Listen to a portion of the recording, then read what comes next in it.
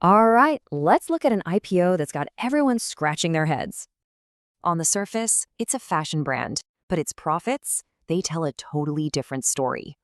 We're talking about Human Made Inc. They just hit the Tokyo Stock Exchange on November 27th.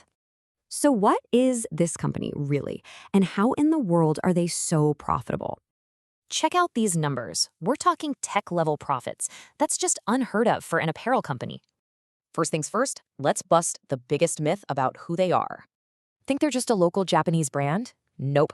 Over 64% of their sales are actually international. See, they're not just selling clothes. They're selling a vibe, an experience, pure cultural IP. Their whole model is actually borrowed from weekly manga magazines, not high fashion. And this model creates this incredible engine of scarcity. So how does it work? It all comes down to this one number. This is the key to everything. That's their full price sell-through rate. They sell 100% of their stuff without ever holding a sale. How do they pull it off? With disciplined weekly drops, super limited supply, and zero ad spend.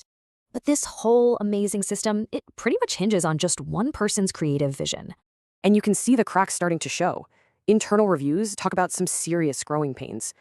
Which brings us to the real reason for this IPO. It's not just about cash, it's about institutionalizing genius.